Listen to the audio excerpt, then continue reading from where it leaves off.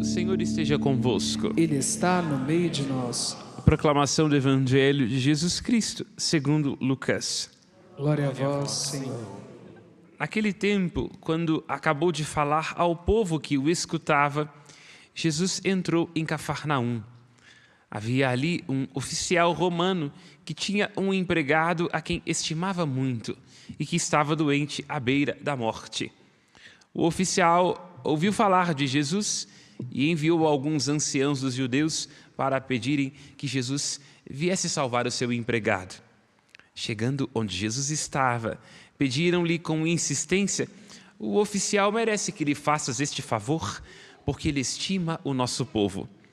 Ele até nos construiu uma sinagoga. Então Jesus pôs-se a caminho com eles, porém, quando já estava perto da casa, o oficial mandou alguns amigos dizerem a Jesus: Senhor, não te incomodes, pois não sou digno de que entres em minha casa, nem mesmo me achei digno de ir pessoalmente ao teu encontro. Mas ordena com a tua palavra e o meu empregado ficará curado. Eu também estou debaixo de autoridade, mas tenho soldados que obedecem às minhas ordens. Se ordeno a um vai, ele vai. A outro vem, ele vem. Ao meu empregado faze isto, ele o faz. Ouvindo isso, Jesus ficou admirado. Virou-se para a multidão que o seguia e disse: eu declaro que nem mesmo em Israel encontrei tamanha fé. Os mensageiros voltaram para a casa do oficial e encontraram o empregado em perfeita saúde. Palavra da salvação. Glória a vós, Senhor. Pelas palavras do Santo Evangelho, sejam perdoados nossos pecados. Amém. Podemos nos sentar. Nós perseveramos na leitura da carta de Paulo a Timóteo. O apóstolo Paulo está escrevendo aquele que ele considera como um próprio filho.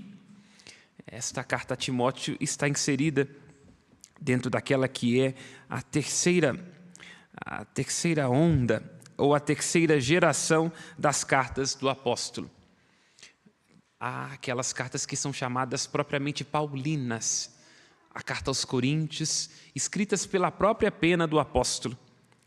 Logo em seguida, há aquelas segundas cartas que são chamadas de deuteropaulinas, que são feitas seguindo o influxo de inspiração do apóstolo, baseadas na sua tradição mais íntima, escritas a uma segunda geração dos cristãos. E há aquele terceiro grupo chamado de cartas pastorais, que são dirigidas não a comunidades, mas são dirigidas à pessoa. Nós hoje, com conhecimento exegético, sabemos não se tratarem de cartas propriamente escritas pelo apóstolo Paulo, mas que seguem a sua tradição. Essa é uma estratégia, um recurso literário muito próprio da cultura antiga, chamada pseudonímia. Embora a palavra pseudo tenha a acepção latina, grega, de uma falsidade, não significa que é uma carta que está falseando o que disse o apóstolo Paulo. Embora não sendo escrita propriamente por ele, segue a sua tradição. E qual é o objetivo destas cartas, que são atribuídas ao apóstolo Paulo e dirigidas àqueles que são colaboradores seus, diretos ou sucessores de colaboradores seus? É de manter firme a doutrina ensinada pelo apóstolo. Esse é o objetivo, que é uma tendência natural das coisas da vida.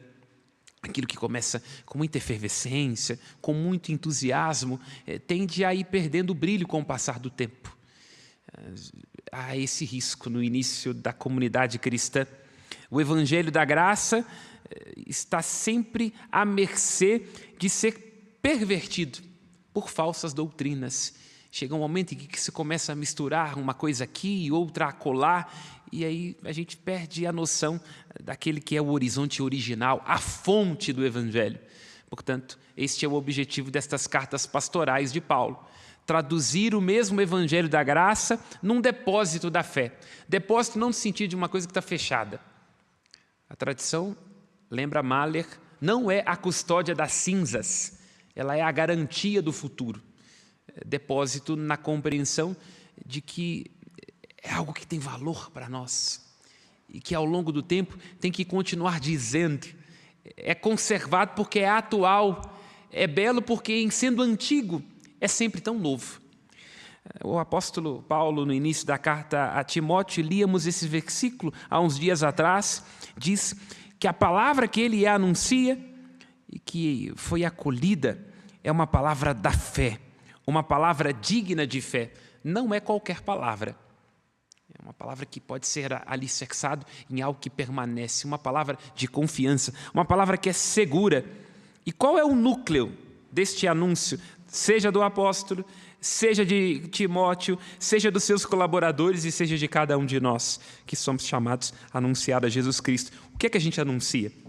Porque nós não anunciamos a nós mesmos, porque nós não anunciamos os nossos pastores, porque eles falham. Como lembra o padre Antônio Vieira no sermão de Santo Antônio aos Peixes, há pastores que anunciam a si mesmo e não ao Evangelho. Nós anunciamos Jesus Cristo. Ele é o foco, o horizonte, a fonte, o alicerce. Ele é a testemunha fiel, lembra o Apocalipse. E o núcleo desta palavra da fé, deste anúncio de Jesus Cristo é 1 Timóteo capítulo 15. O Cristo veio ao mundo para salvar os pecadores. Ele veio para dizer aquilo que está também nos evangelhos, procurar e salvar o que estava perdido. Nós somos seres de procura, e é isso que movimenta o nosso coração. Estamos o tempo todo procurando, estamos inquietos, mas temos que ver que Deus é o primeiro buscador. Ele é o primeiro inquieto. Ele é o primeiro que veio procurar a ovelha perdida, a dracma perdida, o filho que se perdeu. Então, este verbo, procurar, caracteriza profundamente o que Deus é, particularmente Jesus Cristo. Veio para procurar a criatura amada, perdida no jardim. Este é o núcleo da fé que nós anunciamos, um Deus que é procurador, que escuta. Nós vimos isso na leitura, no Salmo, um Deus que escuta, um Deus que ouve e que vem ao nosso encontro. Bendito seja o Senhor, porque Ele ouviu o clamor de minha súplica. Todos nós temos que nos sentir escutados por Deus, que sensível às nossas dores, se fez um de nós e veio para nos salvar. Retomando este tema de um Deus que escuta, de um Deus que procura, está o versículo 6 da primeira leitura. Pois há um só mediador entre Deus e os homens, diz o versículo 15. O homem em Cristo Jesus. O Cristo é o mediador, ou seja, Ele é a ponte, a cola, o cardos, a dobradiça, porque em sendo Deus, é também homem, em sendo eterno, se fez tempo, em sendo graça, se fez pecado para a nossa salvação, lembra o apóstolo Paulo. Ele une o céu à terra, perfeitamente Deus, perfeitamente homem, e sendo o único mediador, o Cristo se entregou em resgate por todos. Diz o apóstolo Paulo no versículo 6 desta primeira leitura. E ele se entregou em resgate num tempo devido. Ele veio para servir e dar a sua vida em resgate de muitos. Lembra Mateus, no Mateus 20, versículo 28. E o apóstolo Paulo, motivado por este Deus que alcança, ele vai repetindo isso ao longo de suas cartas, e esta carta a Timóteo segue esta mesma tradição. Ele vai dizer, eu fui alcançado pelo Cristo, alcançado inclusive no meu avesso, porque de perseguidor, tendo caído do cavalo na estrada de Damasco, resolvi me fazer perseguido. Olha que movimento interessante do apóstolo Paulo, que deve caracterizar também a nossa vida. Nós, quando somos imaturos, vítimas de nós mesmos, estamos perdidos, estamos perseguindo e estamos perdidos nas coisas, em nossas ilusões, em nossos caprichos, sobre o risco de nossos ensurdecimentos. Mas quando somos alcançados pela graça, pelo amor, como Paulo foi alcançado na estrada de Damasco, nós nos pomos a alcançar. É o que Paulo diz na carta aos Filipenses. Tendo sido eu alcançado pelo Cristo, eu corro para alcançá-lo. E é por isso que o apóstolo define-se a si mesmo no versículo 7 da primeira leitura. Este é o testemunho dado no tempo estabelecido. E eu fui designado como pregador e apóstolo. Falo a verdade e não minto. Ele vê a si mesmo como alguém que é arauto, ou seja, como quem tem que estar o tempo todo proclamando a boa notícia de um Deus que procura, que resgata e que salva. Ele vê a si mesmo como um apóstolo, apóstolo apó de telos, é isso do grego, enviado a partir de, entende isso? O encontro que ele faz com Cristo é tão íntimo, tão avassalador, que ele é chamado a partir deste encontro, ir para fazer outros encontrarem com o Cristo. E ele faz isso incansavelmente, tanto que costumo dizer que o apóstolo Paulo é o maior depois do único. Se o Cristo é o único mediador, o apóstolo Paulo é o maior, incansável. É dele todo o núcleo da compreensão do cristianismo presente no Novo Testamento. O que não é evangelho no Novo Testamento, algumas outras coisas que são cartas dos outros apóstolos, mas a grande maioria das cartas é atribuída ao apóstolo Paulo. Ele é arauto, é apóstolo e é servo. Vê-se a si mesmo como um servo. É bom nós nos descobrirmos como servos, porque nós hoje padecemos da ilusão do ensenhoramento. Todo mundo quer ser senhor da vida do outro. Quem é que não tem uma vizinha assim, que acha que é senhora da nossa vida? Que a gente acha que é senhor da justiça nas redes sociais, temos sempre razão, queremos mandar. Nós achamos que somos senhores dentro da igreja, tem que ser segundo a nossa vontade. E aí é preciso nos lembrar daquilo que está escrito. Já ouvi dizer lá no frontispício da escola dos Agulhas Negras, que é uma grande escola de formação militar no Brasil. Diz que lá no alto está escrito assim: cadete, ides mandar, aprendei a obedecer. Olha isso. Você quer ser senhor de alguma coisa? Então tem que se perguntar se você sabe obedecer. Porque a grandeza está não em fazer aquilo que eu quero. Todo mundo que é padre ou que é casado sabe que a gente casa e se torna padre para ser mandado. E é nisso que está o amor. Na entrega de um serviço, de uma obediência cotidiana, de uma gentileza, de fazer da paróquia, do santuário, da esposa, dos filhos, o grande objeto da nossa devoção. É isso. A vida só é realizada quando nós encontramos um motivo pelo qual dar a vida num serviço. O segredo para um casamento dar certo é que o esposo se veja como servo da esposa.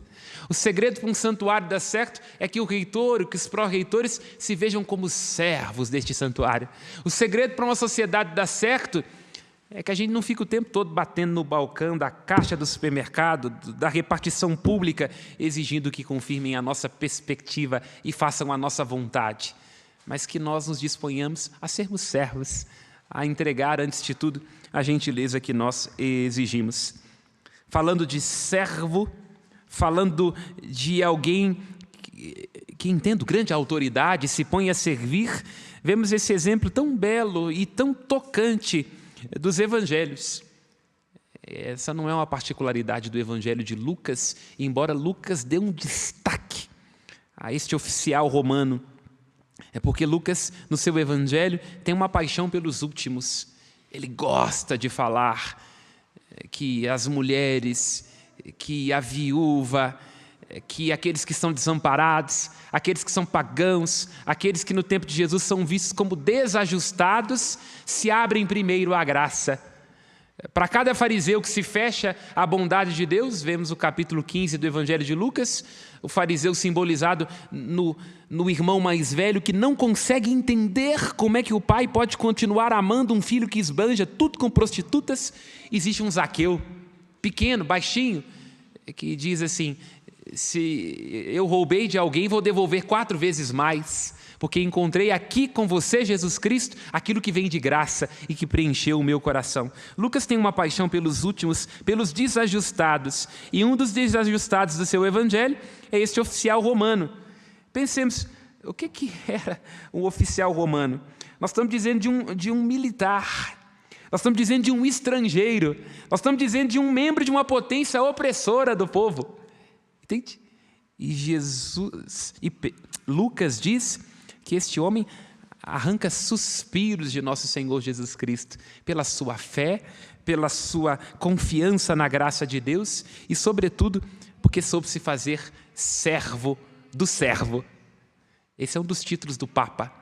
O Papa, em sendo sumo pontífice, em sendo vigário de Cristo, é chamado de servus servorum Dei, o servo dos servos de Deus. E é uma expressão muito bonita da nossa arquidiocese. Já deve ter escutado Dom Valmor usar essa expressão, que ele é o primeiro servidor. Em sendo o bispo, tem que ser o primeiro a servir. Porque do que nos vai servir um bispo que não serve, que só busca ser servido? Não serve para nada, é um estorvo. Do que nos serve um papa que só quer ser servido? Não serve para nada, é um estorvo. Quem se põe a governar tem que se ver como alguém que antes de tudo serve. E este homem então se dispõe a ser servo do próprio servo. E o Evangelho vai repetindo uma palavra, uma expressão, que é a expressão estima. Se diz, ele estimava o seu servo. Ele pede então aos anciãos do povo, que vão até Jesus para pedir a graça da cura, e os anciãos vão até Jesus dizendo, ele estima o nosso povo, tanto que nos deu uma sinagoga. E aí no versículo 6 se diz, ele manda os amigos que o estimam dizer a Jesus, não me incomode.